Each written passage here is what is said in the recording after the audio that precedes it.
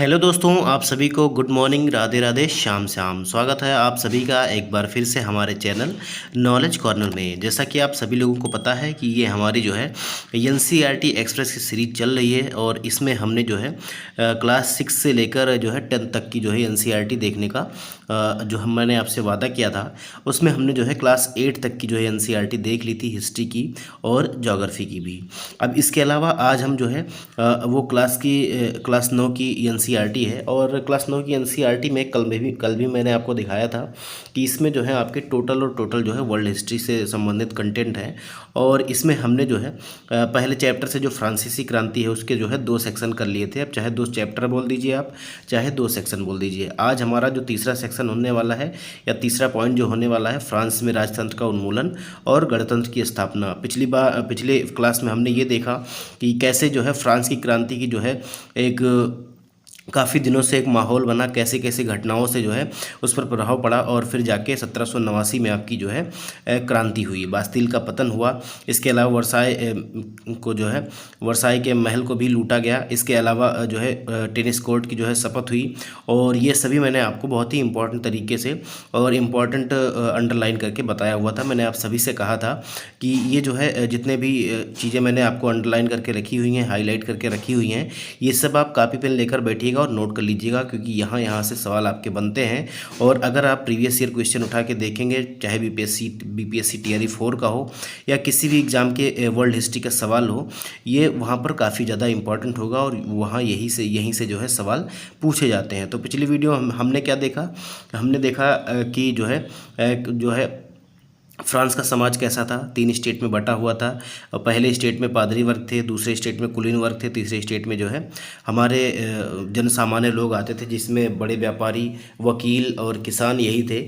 और इनमें से केवल जो है तीसरे स्टेट के लोगों को ही टैक्स देना पड़ता था। इसके अलावा हमने ये भी देखा कि स्टेट जनरल की जो बैठक हुई थी वो 1789 में बुलाई गई। इससे पहले जो है वो आपका कब बुलाया गया था? तो ये बुलाया गया था 1614 में। ठीक है, तो इस जब कोई भी नया कर लगाना होता था या कोई कानून में परिवर्तन करना होता तो स्टेट जनरल की जो है बैठक बुलाई जाती थी।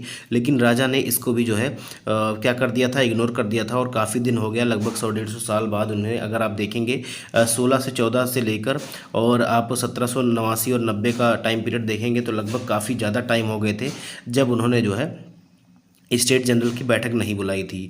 और इसके बाद स्टेट जनरल की बैठक के बाद ही आपका टेनिस कोर्ट की शपथ होती है। और इसके बाद जो है नेशनल असेंबली की घोषणा करती है कि अब हम जो है वो संविधान बनाएंगे। इन्होंने संविधान भी बना लिया। और इसके बाद जो आगे का कंटेंट है वो आज हम देखने वाले हैं, आगे के पॉइंट आज हम पढ़ेंगे। तो वीडियो को शुरू करने से पहले मैं आप सभी से कहना चाहूँगा कि अगर आप लोग हमारे चैनल पर नए हैं और अभी तक चैनल को सब्सक्राइब नहीं किया है तो चैनल को सब्सक्राइब करके बेल आइकन को प्रेस कर लीजिएगा, ताकि सबसे पहले नोटिफिकेशन आपको मिल जाया करे। आप हमारे टेलीग्राम चैनल से भी जुड़ जाइएगा, जहां पर आपको इस क्लास की जो है पीडीएफ मिल जाएगी। देखिए, अभी मैंने पीडीएफ नहीं दी है, मैं इकट्ठे ही पूरी जो है क्लास 9th की हिस्ट्री का पूरा ही आपको पीडीएफ दे दूंगा। देखिए, अभी मैं जो है केवल आपको थ्योरी करवा रहा हूँ। एक बार ये टॉपिक कंप्लीट हो जाएगा, उसके बाद हम कम से कम 150 से 200 क्वेश्चन आपके वर्ल्ड हिस्ट्री से और फ्रांसीसी क्रांति और जो है रूसी क्रांति और इससे हम संबंधित सवाल करेंगे। तो आपको टेंशन लेने की ज़रूरत नहीं है। अभी एक बार आप लाइन टू लाइन जो है थ्योरी को पढ़ लीजिए। देखिए, यहाँ पर क्या कहा जा रहा है कि फ्रांस की स्थिति आने वाले वर्षों में भी तनावपूर्ण बनी रही। देखिए, क्रांति के बाद भी यहाँ पर जो है महिलाओं को वोट का अधिकार नहीं मिला। इनको जो है कई पार्ट में बांट दिया गया, सक्रिय नागरिक और जो है निष्क्रिय नागरिक। जो 3 दिन के जो है तनख्वाह के बराबर जो है टैक्स चुकाता था उसको जो है सक्रिय नागरिक माना गया, बाकी सबको निष्क्रिय नागरिक माना गया। महिलाओं को तो कोई तवज्जो ही नहीं दी गई, ऐसा आप सभी लोगों ने पिछली हमारी क्लास में पढ़ा था। यद्यपि लुई 16 ने संविधान पर हस्ताक्षर कर दिए थे, परंतु प्रशा के राजा से उसकी गुप्त वार्ता भी चल रही थी। फ्रांस की घटनाओं से अन्य पड़ोसी देशों के शासक भी चिंतित थे। इसीलिए 1789 की गर्मियों के बाद होने वाली ऐसी घटनाओं को नियंत्रित करने के लिए इन शासकों ने सेना भेजने की योजना बना ली। लेकिन जब तक इस योजना पर अमल होता, अप्रैल 1792 में नेशनल असेंबली ने प्रसा और राष्ट्रीय के विरुद्ध जो है युद्ध की घोषणा का प्रस्ताव पारित कर दिया। अब देखिए इसने संविधान पर तो हस्ताक्षर कर दिया यहाँ के जो शासक था आपका लुई 16।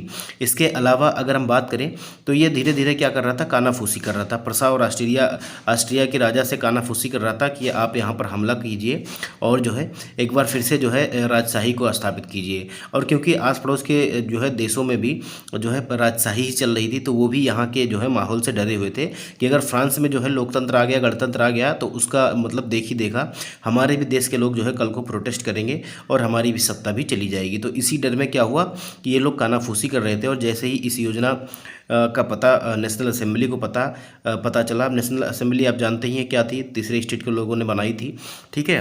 तो इन्होंने 1792 में क्या कर दिया कि प्रशा और ऑस्ट्रिया के विरुद्ध जो है युद्ध की घोषणा का प्रस्ताव जो है पारित कर दिया। प्रांतों से हजारों जो है स्वयंसेवी जो है सेना में भर्ती होने के लिए जमा हो गए। उन्होंने इस युद्ध को यूरोपीय राजाओं व कुलीनों के विरुद्ध जनता की जंग के रूप में ले लिया, ठीक है। अब यहाँ से आपका जो है स्टेटमेंट बनेगा और यहाँ से आप जो है काफ़ी अच्छे ढंग से मेरे साथ पढ़िएगा और सुनिएगा। अब देखिए आपसे यही पूछेगा कि फ्रांसीसी क्रांति के संदर्भ में कौन सा कथन सही है। तो ये कहेगा कि अप्रैल 1792 में नेशनल असेंबली ने प्रसा और ऑस्ट्रिया के विरुद्ध युद्ध की घोषणा का प्रस्ताव पारित कर दिया और प्रस्ताव के पारित होने पर ही जो है इसको जो है इस युद्ध को जो है यूरोपीय राजाओं और कुलीनों के विरुद्ध जनता की जंग के रूप में लिया गया। या उनके होठों पर जो है ले मार्सिले गीत था जो है रॉजर डी लाइल के द्वारा लिखा गया था। तो ऐसे करके आपसे स्टेटमेंट बना देगा, तो आपको ध्यान से पढ़ना है। अब देखिए अब उनके होठों पर जो है देशभक्ति के जो तराने थे उनमें कवि रॉजर द लाइल, इंपॉर्टेंट है, रॉजर द लाइल द्वारा रचित जो है मार्सिले भी था। मार्सिले जो है यह गीत पहली बार जो है मार्सिले के स्वयंसेवियों ने पेरिस से की ओर कूच करते हुए गाया था, इसीलिए इस गाने का नाम जो है मार्सिले हो गया था, जो अब जो है फ्रांस का राष्ट्रगान है। तो आपसे पूछेगा कि फ्रांस का राष्ट्रगान क्या है, तो मार्सिले है, ठीक है। और इसे लिखा क्या है, तो इसे जो है रॉजर डी लाइल के द्वारा लिखा गया है। तो ये काफ़ी इंपॉर्टेंट है, इसको आप लोग याद रखिएगा। आगे देखिए क्रांतिकारी युद्धों से जो है जनता को भारी क्षति और आर्थिक कठिनाइयाँ झेलनी पड़ी। पुरुषों के मोर्चे पर चले जाने के बाद घर परिवार और रोजी रोटी की जिम्मेदारी औरतों के कंधे पर आ गई। देश की आबादी के एक बड़े हिस्से को ऐसा लगता था कि क्रांति के सिलसिले को आगे बढ़ाने की जरूरत है, क्योंकि 1791 के संविधान से सिर्फ अमीरों के ही राजनीतिक अधिकार प्राप्त हुए थे, बाकी लोगों को नहीं मिले थे। राजनीतिक क्लबों में अड्डे जमा कर सरकारी नीतियों और सरकारी जो कार्य योजना पर बहस करते थे। इनमें से जैकोबिन क्लब सबसे सफल था। आपको पता होगा नेपोलियन बोनापार्ट भी जो था, अगर आपने नाम सुना होगा, जो बाद में जो है फ्रांस का सम्राट बना था, ये भी जो है जैकोबिन क्लब का ही सदस्य था, जिसका नाम पेरिस के भूतपूर्व कॉन्वेंट ऑफ सेंट जैकब के नाम पर पड़ा था, जो अब इस राजनीति समूह का अड्डा बन गया था। इस पूरी अवधि में महिलाएं भी सक्रिय थी और उन्होंने भी अपने क्लब बना लिए थे। इस अध्याय के खंड 4 में हम जो है अब उनकी गतिविधियों के बारे में और भी जानेंगे। देखिए जैकोबिन क्लब के सदस्य मुख्यतः समाज के कम समृद्ध हिस्से से आते थे। देखिए यहाँ से भी आपका सवाल बन सकता है, जैसे कि स्टेटमेंट बना के दे देगा कि जैकोबिन क्लब के संबंध में कौन सा जो है स्टेटमेंट सही है या कौन सा कथन सही है, ऐसे दे देगा, ठीक है। अब देखिए समाज ये कौन से हिस्से से आते थे, कम समृद्ध, मतलब बहुत ज़्यादा अमीर नहीं थे, और इनमें छोटे दुकानदार, कारीगर जैसे जूता बनाने वाले, पेस्ट्री बनाने वाले, घड़ी साज, छपाई करने वाले, नौकर व दिहाड़ी मजदूर शामिल थे। उनका नेता कौन था, सबसे इंपॉर्टेंट, उनका नेता जो था रॉबेस्पियर था, ठीक है, रॉबेस्पियर था, इसका पूरा नाम था मैक्सिमिलियन रॉबेस्पियर। जैकोबिन के एक बड़े वर्ग ने गोदी कामगारों की तरह धारीदार लंबी पतलून पहनने का निर्णय किया, जो आप इधर भी देख रहे होंगे। देखिए ये धारीदार पतलून ये पहना हुआ है, और ऐसा उन्होंने समाज के फैशन प्रस्त वर्गों, खासतौर से घुटने तक पहने जाने वाले ब्रीचेज या घुटना पहनने वाले कुलीनों को खुद से अलग करने के लिए किया था। यह ब्रीचेस पहनने वाले कुलीनों की सत्ता की समाप्ति का ऐलान करने का उनका तरीका था, ठीक है, याद रखिएगा। आगे देखिए, आगे कहा जा रहा है, इनको देखो सौकुलात कहा जाता था, किसको, तो ये जो है जैकोबिन को जो है सौकुलात कहा जाता था, ये भी देख लीजिए, यहाँ पर लिखा हुआ है। आगे देखिए ये एक चित्र बनाया गया है, ये लिबर्टी का एक चित्र है, याद रखिएगा, ये क्रांतिकारी महिला के द्वारा रचा गया है चित्र, और ये कोई मतलब नाम नहीं पता किसने बनाया था। अब देखिए इस जैकोबिनों को जो है सौकुलात के नाम से जाना गया, जिसका शाब्दिक अर्थ है कि बिना घुटनने वाले, ठीक है, बिना घुटनने वाले। सौकुलात पुरुष लाल रंग की टोपी भी पहनते, जो स्वतंत्रता का प्रतीक थी, ठीक है। तो लाल रंग की टोपी किसका प्रतीक थी, तो ये स्वतंत्रता का प्रतीक थी, लेकिन महिलाओं को ऐसा करने की अनुमति नहीं थी। आगे देखिए 1792 की गर्मियों में जैकोबिनों ने खाद्य पदार्थों की महंगाई और अभाव से नाराज पेरिस वासियों को लेकर एक विशाल हिंसक विद्रोह की योजना बनाई और 10 अगस्त की सुबह उन्होंने ट्यूलेरिए के महल पर धावा बोल दिया। राजा के रक्षकों को मार डाला, खुद राजा को कई घंटों तक बंधक बनाए रखा। बाद में असेंबली ने शाही परिवार को जेल में डाल देने का प्रस्ताव पारित किया। नए चुनाव कराए गए और 21 वर्ष से उम्र वाले सभी पुरुष, चाहे जिनके पास संपत्ति हो या ना हो, उनको जो है मतदान का अधिकार दे दिया गया। अब देखिए यहाँ पर क्या हुआ कि 21 वर्ष के जो है सभी पुरुष, 21 वर्ष से अधिक जो है जितने भी पुरुष थे उनको जो है वोट का अधिकार दे दिया गया। लेकिन एक चीज़ आप नोटिस करेंगे, अभी भी जो है महिलाओं को वोट का अधिकार नहीं था। ठीक है, फीमेल या वुमेन जिसको हम बोलते हैं, इनको जो है वोट का अधिकार नहीं था, ये भी याद रखिएगा। आगे देखिए, कहा जा रहा है नवनिर्वाचित असेंबली को जो है कन्वेंशन का नाम दिया गया। पहले नेशनल असेंबली बनी और इसके बाद जब 1791 में चुनाव कराए गए और इसके बाद जो है असेंबली को क्या नाम दिया गया, तो उसको कन्वेंशन का नाम दे दिया गया। 21 सितंबर 1792 को इसने जो है राजतंत्र का अंत कर दिया और फ्रांस को एक गणतंत्र घोषित कर दिया। अब देखिए फ्रांस जो है गणतंत्र कब घोषित हुआ, ये आपसे पूछा जाएगा, तो ये 1792 हुआ। डेट कौन सी है, 21 सितंबर 1792 में। अब देखिए जैसा कि आप जानते हैं कि जो है गणतंत्र सरकार का वह रूप है जहाँ सरकार और उसके प्रमुख का चुनाव जो है जनता करती है, यह वंशानुगत राजशाही नहीं है। आप कुछ अन्य गणतांत्रिक देशों के बारे में जानकारी प्राप्त करने की कोशिश करें। जैसे आप सभी लोग जानते हैं बहुत से ऐसे गणतंत्र हैं। सबसे पहले जो है लिखित संविधान किस देश का था, तो वो अमेरिका तक का था, आप भी जानते हैं।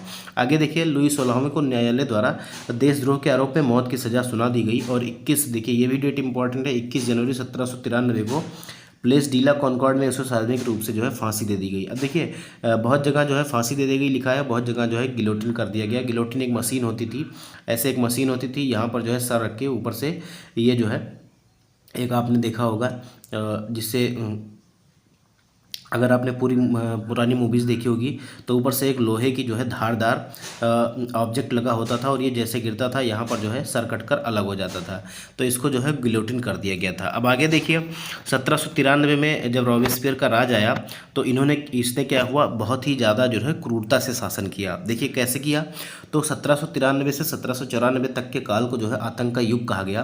क्यों कहा गया, क्योंकि रॉबेस्पियर ने नियंत्रण और दंड की जो है सख्त नीति अपनाई। उसके हिसाब से गणतंत्र के जो भी शत्रु थे, कुलीन, पादरी, अन्य राजनीतिक तंत्र दलों, उसकी कार्यशैली से जितने भी लोग असहमति रखने वाली पार्टियां थीं, उन सभी को गिरफ्तार कर जेल में डाल दिया गया। मतलब एक प्रकार से फिर से तानाशाही होने लगी। मतलब जहां से फ्रांस की जनता निकल कर आई, एक बार पुनः जो है उसी के रास्ते पर चल चुकी थी। एक क्रांतिकारी न्यायालय द्वारा उन पर मुकदमा चलाया गया। यदि न्यायालय उन्हें दोषी पाता तो उनको जो है गिलोटिन पर चढ़ाकर उनका सिर जो है कलम कर दिया जाता था। अब गिलोटिन क्या थी, गिलोटिन दो खम्भों के बीच लटकने वाली मशीन थी जिस पर सर रखकर अपराधी का जो है सर धड़ से अलग कर दिया जाता था। इस मशीन का नाम इसके आविष्कारक जो है डॉक्टर गिलोटिन के नाम पर पड़ा हुआ था। देखिए आगे देखिए, रॉबेस्पियर ने कानून बनाकर मजदूरी और कीमतों की अधिकतम सीमा तय कर दी। देखिए कुछ अच्छे कार्य थे, लेकिन सबसे बुरा कार्य था कि इसने जो है इसके विरोध में जो कोई भी गया उसने इसको मौत के घाट उतार दिया। ठीक है, तो देखिए इन्होंने क्या हुआ कि इसकी रोटी जो है मजदूरों की कीमतों और अधिकतम सीमा तय कर दी। गोश्त व पाव रोटी की राशनिंग कर दी। किसानों को अपना अनाज शहरों में ले जाकर सरकार द्वारा तय कीमत पर बेचने के लिए बाध्य किया गया। अपेक्षाकृत महंगे सफ़ेद आटे के इस्तेमाल पर जो है रोक लगा दी गई। सभी के लिए जो है साबुत गेहूँ से बनी और बराबरी का प्रतीक मानने जाने वाली जो है समता रोटी अनिवार्य कर दी गई कि यही सभी खाएंगे। ठीक है, बोलचाल और संबोधन में भी बराबरी का आचार व्यवहार लागू करने की कोशिश की गई। परंपरागत जो है मानसूर, जिसे महाशय कहा जाता था, और मदाम कहा जाता था, जिसे हम आज मैडम कहते हैं। ठीक है, इसके स्थान पर अब जो है सभी फ्रांसीसी पुरुषों और महिलाओं को जो है सितोयन और सितोयिन के नाम से संबोधित किया जाने लगा। चर्चों को बंद कर दिया गया और उनके भवनों को बैरक या दफ्तर बना दिया गया। आगे देखिए, रॉबेस्पियर ने अपनी नीतियों को इतनी सख्ती से लागू किया कि उसके समर्थक भी जो है त्राही त्राही करने लगे। अंततः 1794 में न्यायालय द्वारा उसे दोषी ठहराया गया और 1794 में ही उसको जो है गिरफ्तार करके अगले दिन उसे गिलोटिन कर दिया गया। देखिए राज करने आए, ये व्यवस्था सुधारने आए, जैसे अपने यहाँ के जो है नेता लोग होते हैं, व्यवस्था सुधारने आते हैं और फिर जो है अपने आप को जो है अमीर बनाने और सुख सेवाओं का मजा लेने के लिए इस्तेमाल करने लगते हैं। तो वही यहाँ भी हुआ। ये जब आए थे तो कुछ अच्छा करने के प्रयास में आए थे और इन्होंने कुछ अच्छे कार्य भी किए, लेकिन इतने बुरे कार्य कर दिए। समता रोटी अनिवार्य कर दी, बोलचाल की भाषा में बराबरी का आचार व्यवहार लागू करने की कोशिश की। इसके अलावा अपनी जितनी विरोधी पार्टियां थी, चाहे जो भी इनका विरोध करता था उसको ये गिलोटिन कर देते थे, उसको ये मार डालते थे। तो ऐसा जो है गणतंत्र में नहीं चलता है। और सभी को डर लगने लगा था, जो इसके सपोर्टर भी थे, कि अगर एक शब्द भी इसके विरुद्ध बोला गया तो अगले दिन क्या हो कि इसको भी गिलोटिन कर दिया जाएगा। तो ये जो है यहाँ पर आतंक का माहौल, इसीलिए इसको कहा गया। अब देखिए यहाँ पर कुछ लिखा हुआ है, इसको भी देखते हैं। लिबर्टी क्या है? दो परस्पर विरोधी विचार। देखिए, क्रांतिकारी पत्रकार जो है कैमिल डेसमोलिन्स ने 1793 में यह लिखा कि इसके कुछ ही दिनों बाद आतंक का राज के दौरान उसे फांसी दे दी गई। किसकी बात हो रही है? तो रॉबेस्पियर की बात हो रही है। देखिए, कुछ लोगों का मानना है कि स्वतंत्रता एक शिशु के समान है जिसे परिपक्व होने तथा अनुशासन की अवस्था से गुजरना आवश्यक है। पर सत्य कुछ और है। स्वतंत्रता सुख शांति है, विवेक है, समानता और न्याय है। यह अधिकार की घोषणा पत्र है। आप शायद अपने सभी दुश्मनों का सिर काट देना चाहते हैं। क्या इससे बड़ी मूर्खता क्या हो सकती है? क्या किसी एक व्यक्ति को उसके दसियों सगे संबंधियों को दुश्मन बनाए बिना फांसी के तख्ते तक लाना संभव है? 7 फरवरी 1794 को रॉबेस्पियर ने कन्वेंशन में भाषण दिया कि जो है ला मॉनिटेर यूनिवर्सल अखबार में छपा था। उसी भाषण का एक अंश कि लोकतंत्र को स्थापित और सुदृढ़ करने के लिए संविधान सम्मत शांतिपूर्ण शासन के लिए हमें सबसे पहले अत्याचारी निरंकुशता के विरुद्ध स्वतंत्रता की लड़ाई को अंतिम परिणति तक पहुंचाना होगा। गणतंत्र के घरेलू एवं बाहरी दुश्मनों का विनाश करना आवश्यक है, अन्यथा हम खुद नष्ट हो जाएंगे। क्रांति के दौर में लोकतांत्रिक सरकार को आतंक का सहारा ले सकती है। आतंक बस कठोरता और तुरंता अनम्य न्याय है, जिसका प्रयोग पितृभूमि की अत्यावश्यक जरूरतों को पूरा करने के लिए ही किया जाएगा। आतंक के जरिए स्वतंत्रता के दुश्मनों पर जो है अंकुश लगाया जाएगा। ये कौन कह रहा था? तो ये आपका रॉबेस्पियर कह रहा था, जो 1793 से 94 के बीच इसने शासन किया फ्रांस पर। और इसी के टाइम पीरियड को जिसने ये शासन किया, जब तक इसने शासन किया तब तक इसे क्या कहा गया? आतंक का शासन कहा गया। देखिए, यहाँ पर जो है आपको दिखाया गया है कि क्रांतिकारी से अनेक प्रकार से जनता की वफादारी हासिल करनी चाहिए क्रांतिकारी सरकार ने, और उनमें से एक प्रकार के उत्सवों का आयोजन भी किया जाता था। देखिए, यहाँ पर जो है आप इसको देख सकते हैं। आगे देखिए, डायरेक्टरी शासित फ्रांस। अब देखिए, कन्वेंशन के बाद आपका फिर डायरेक्टरी आएगी। देखिए, जैकोबिन सरकार के पतन के बाद जो है मध्य वर्ग के जो है संपन्न तबके के पास सत्ता आ गई, और नए संविधान के तहत संपत्ति विहीन तबके को मताधिकार से जो है वंचित कर दिया गया। फिर से वही हाल हुआ कि जिसके पास संपत्ति नहीं हो उसको वोट का अधिकार नहीं दिया गया। इस संविधान में 2 चुनी गई विधान परिषदों का प्रावधान था, और इन परिषदों ने 5 सदस्यों वाली एक कार्यपालिका डायरेक्टरी को नियुक्त किया। इस प्रावधान के जरिए जैकोबिन शासनकाल वाली एक व्यक्ति केंद्रित कार्यपालिका से बचने की कोशिश की गई, लेकिन डायरेक्टरों का झगड़ा अक्सर विधान परिषदों से होता और तब परिषद उन्हें बर्खास्त करने की चेष्टा करती। डायरेक्टरी की राजनीतिक अस्थिरता ने सैनिक तानाशाह नेपोलियन बोनापार्ट के उदय का जो है मार्ग प्रशस्त कर दिया। अब क्योंकि ये लोग आपस में ही लड़ते रहते थे, कभी डायरेक्टरी कभी जो है परिषद, तो ये जो है कोई अच्छे काम नहीं कर पाए। अब इसने जो है नेपोलियन के जो है रास्ते को जो है आने का मार्ग जो है इन्होंने खोल दिया। अब देखिए, सरकार के स्वरूप। देखिए, सरकार के स्वरूप में इन सभी परिवर्तनों के दौरान स्वतंत्रता, विधि सम्मत और समानता और बंधुत्व प्रेरक आदर्श बने रहे। इन मूल्यों ने आगामी सदी में न सिर्फ फ्रांस बल्कि यूरोप की राजनीतिक आंदोलनों को भी जो है प्रेरित किया। आगे देखिए, आगे क्या कहा जा रहा है? क्या महिलाओं के लिए भी क्रांति हुई? तो यहाँ पर आप ओलंपिया द गूज नाम की एक महिला क्रांतिकारी है, उसके बारे में पढ़ेंगे, और ये मैं आपको दिखा देता हूँ। देखिए, महिलाएं शुरू से ही फ्रांसीसी समाज में इतने अहम परिवर्तन लाने वाली गतिविधियों में सक्रिय रूप से शामिल थी। उन्हें उम्मीद थी कि उनकी भागीदारी क्रांतिकारी सरकार को उनका जीवन सुधारने हेतु ठोस कदम उठाने के लिए प्रेरित करेगी, लेकिन ऐसा कुछ हुआ नहीं, क्योंकि जितनी भी सरकार आई उन्होंने केवल महिलाओं को दबाने का ही प्रयास किया। तीसरे स्टेट की अधिकांश महिलाएं जीविका निर्वाह के लिए काम करती थी। वे सिलाई बुनाई, कपड़ों की धुलाई करती थी, बाजारों में फल फूल सब्जियां बेचती थी, अथवा संपन्न घरों में घरेलू काम करती थी। बहुत सारी महिलाएं वेश्यावृत्ति करती थीं। अधिकांश महिलाओं के पास पढ़ाई लिखाई तथा व्यावसायिक प्रशिक्षण के मौके नहीं थे। केवल कुलीनों की लड़कियां अथवा तीसरे स्टेट के धनी परिवारों की लड़कियों ही कॉन्वेंट स्कूल में पढ़ पाती थी।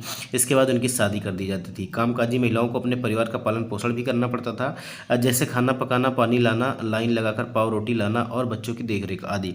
उनकी मजदूरी जो है पुरुषों की तुलना में काफ़ी ज़्यादा कम थी। आगे देखिए, महिलाओं ने अपने हितों की हिमायत करने और उन पर चर्चा करने के लिए खुद की राजनीतिक क्लब शुरू कर दिए और अखबार निकाले। फ्रांस के विभिन्न नगरों में महिलाओं के लगभग 60 क्लब अस्तित्व में आए, उनमें society of revolutionary and Republican women, देखिए ये नाम याद रखिएगा, आपसे ये पूछ सकता है। तो the society of revolutionary and Republican women सबसे मशहूर क्लब था। उनकी एक प्रमुख मांग थी कि महिलाओं को पुरुषों के समान राजनीतिक अधिकार प्राप्त होने चाहिए।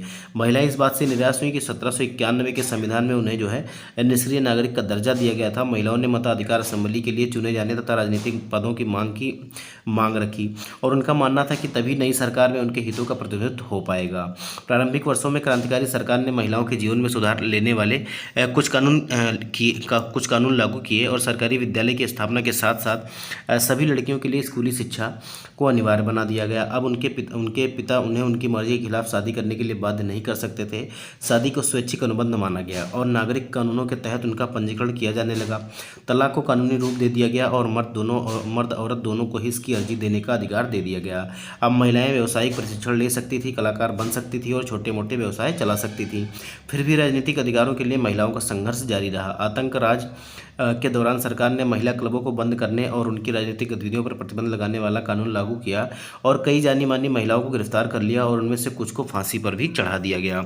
आगे देखिए, मताधिकार और समान वेतन के लिए महिलाओं का आंदोलन अगली सदी में भी अनेक देशों में चलता रहा और मताधिकार का संघर्ष 19वीं सदी के अंत तक 20वीं सदी के प्रारंभ तक तथा अंतर्राष्ट्रीय मताधिकार आंदोलन के जरिए जो है जारी रहा।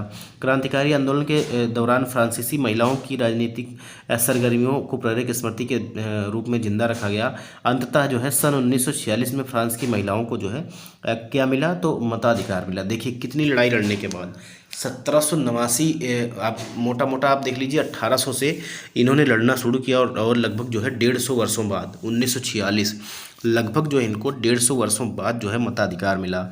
और अपना भारत जब जैसे ही आज़ाद हुआ और जैसे ही संविधान लागू हुआ, यहाँ पर सभी को जो है वोट का अधिकार दे दिया गया था।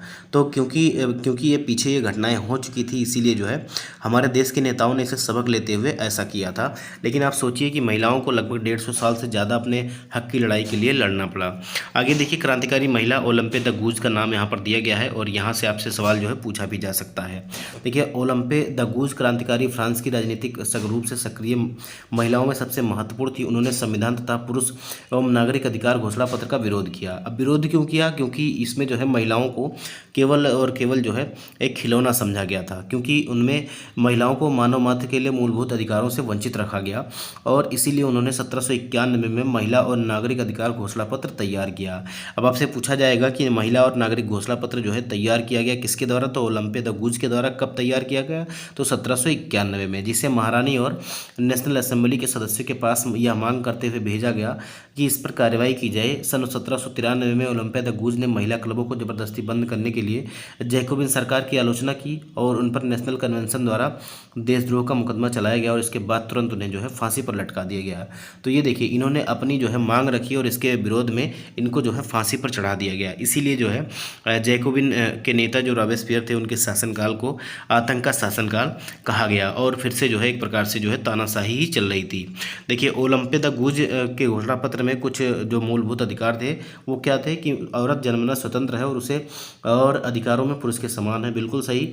और सभी राजनीतिक संगठनों का लक्ष्य पुरुष और महिला के नैसर्गिक अधिकारों को संरक्षित करना है। ये अधिकार है स्वतंत्रता, संपत्ति, सुरक्षा और सबसे बढ़कर शोषण के प्रति प्रतिरोध का अधिकार। तो बिल्कुल ये सही होगा। समग्र संप्रभुता का स्रोत राष्ट्र में निहित है, जो पुरुषों और महिलाओं के संघ के सिवाय कुछ नहीं है। देखिए, राष्ट्र कब बनता है, जब वहाँ के नागरिकों को जो है समान अधिकार प्राप्त हो और वहाँ के रहने वाले नागरिकों से ही एक देश का निर्माण होता है। और नागरिकों में आपके पुरुष और महिलाएं दोनों हो सकते हैं, ऐसा नहीं है कि केवल पुरुष ही हो सकते हैं।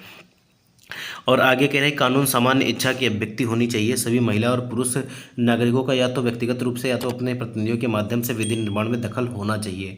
यह सभी के लिए समान होना चाहिए। सभी महिला एवं पुरुष नागरिक अपनी योग्यता एवं प्रतिभा के बल पर समान रूप से एवं बिना किसी भेदभाव के हर तरह के सम्मान एवं सार्वजनिक पद के हकदार हैं, बिल्कुल सही है। और कोई भी महिला अपवाद नहीं है, वह विधि सम्मत प्रक्रिया द्वारा अपराधी ठहराई जा सकती है। गिरफ्तार और नज़रबंद की जा सकती है। पुरुषों की तरह महिलाएं भी इस कठोर कानून का पालन करें। तो बिल्कुल इन्होंने सारी चीज़ें जो लिखी थी वो अच्छी ही लिखी थी। आगे देखिए, कहा जा रहा है कि यहाँ पर बेकरी की दुकान पर जो है महिलाएं जो है लाइन लगाकर आपको खाना लेते हुए दिख रही हैं। यहाँ पर देखिए क्या कहा गया है जैकोबिन के द्वारा महिलाओं के संबंध में। देखिए 1793 में जैकोबिन राजनीतिक सोमेत ने इन अधिकारों पर महिला क्लबों को बंद करने के निर्णय को उचित ठहराया। देखिए क्या प्रकृति ने घरेलू कार्य पुरुषों को सौंपा है? क्या प्रकृति ने बच्चों को दूध पिलाने के लिए हमें स्तन दिए हैं? नहीं। प्रकृति ने पुरुष से कहा पुरुष बनो, शिकार, कृषि, राजनीतिक कर्तव्य, यह तुम्हारा साम्राज्य है।